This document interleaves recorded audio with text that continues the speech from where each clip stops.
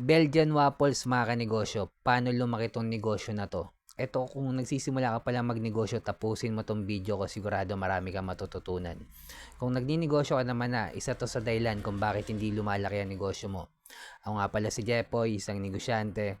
Isa rin akong DJ. Kung kailangan nyo ng DJ sa club, sa bar, sa event, message lang kayo dito sa page ko or comment lang kayo.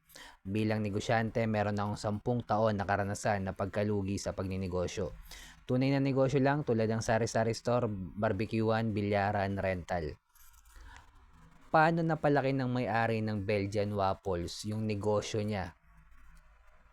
Ito mga kanegosyo, share ko lang, kwento ko lang mga kanegosyo. After ko malugian ng sari-sari store mga kanegosyo, ang pangalawa kong nalugian na negosyo is barbecuean. Sa barbecuean mga kanegosyo, wala pa rin focus in one.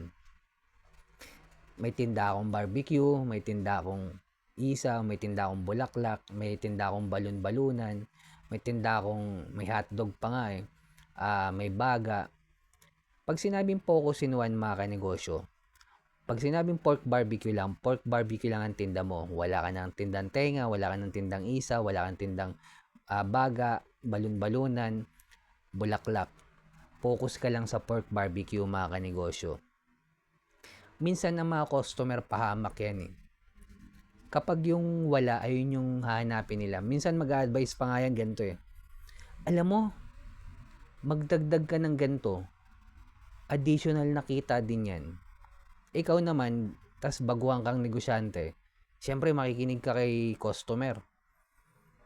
Pag nalugi naman yung negosyo mo, hindi naman si customer yung mag-aabono Hindi naman pera ni customer yung malulugi.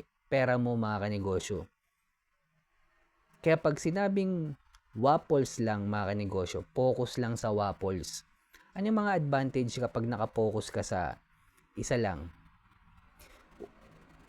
Una mga kanegosyo, lahat ng marketing material mo patungkol lang sa waffles. Halimbawa, lahat ng post mo sa social media, lahat ng tarpaulin mo, lahat tungkol lang sa waffles mga kanegosyo. Wala ka ng pizza, walang shawarma, walang milk tea, walang burger, walang french fries, focus lang sa waffles. Pangalawa mga kanegosyo, hindi ka hirap ma-identify ng customer mo kung anong bang binibenta mo. Pangatlo, hindi ka hirap sa inventory. Pang-apat, hindi ka hirap ma-monitor yung labas-pasok ng pera mo mga kanegosyo, yung cash flow mo. Focus lang sa isa mga kanegosyo. At prerequisite yan pagpapafranchise ng negosyo. Kung ipapafranchise mo na yung negosyo mo, sasabihan ka rin ng consultant, Ma'am, ang dami niyong tindang produkto, bawasan po natin yan. Kaya nga mula simula focus in one Ngayon, paano na kumikita yung may-ari ng Belgian Waffles? Paano lumaki lalo? Gamit ang franchising business model. Mula simula, waffles lang yung binibenta niya.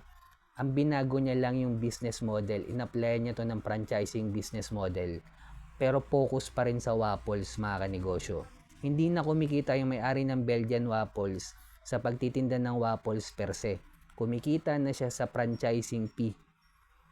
So lahat ng magpa-franchise ng Belgian Waffles, malugi man o hindi, kumita man o hindi, yung franchising fee, profit na agad ng may-ari ng Belgian Waffles. At hindi mo pwedeng i-refund yung franchising fee mo na kasi nalugi ka. Nasa kontrata yon mga kanegosyo. Kapag nag-franchise ka, malugi ka man o kumita, hindi mo na marerefund yung franchising fee. At doon lalo kumikita yung may-ari ng Belgian Waffles. Pero mga kanegosyo, sa mga nakikinig sa akin, ang ipa-franchise nyo yung negosyo nyo, wag kayo yung magpa-franchise ng negosyo. Yung mga nakikinig sa akin mga kanegosyo, yung negosyo nyo mismo, kayo yung nag-create, kayo yung nagluto, kayo yung gumawa ng recipe, hindi reseller tulad ng sari-sari store mga kanegosyo Hindi natin mapapa-franchise yan. Kayo yung gumawa ng upuan, basta kayo yung nag-create, sa inyo yung brand, sa inyo yung produkto, kayo may-ari ng product. Naka-focus in one kayo, may market, brandingan nyo, lagyan nyo ng sistema, lagyan nyo ng operational manual at ipa-franchise nyo mga kanegosyo. Kaya kung nagsisimula ka palang magnegosyo, sikapin natin i-scale up ang negosyo natin sa level 2 business model. Focus in one, hanapin ang community ng mayaman. Panghuli, kailangan na natin gumawa ng original content. Dahil kasama na sa trabaho natin to bilang negosyante. At kung umabot ka sa dulo ng video na to, comment ka lang sa baba. Gusto ko malaman yung mga tumatapos ng video ko. Belgian Waffles, mga kanegosyo. Heart mo na rin to. Subscribe ka na rin sa akin. Bilang negosyante, kung dumadanas tayo ng pagsubok or struggle, huwag natin kalimutan mag-pray. Kahit anong religion natin. Peace.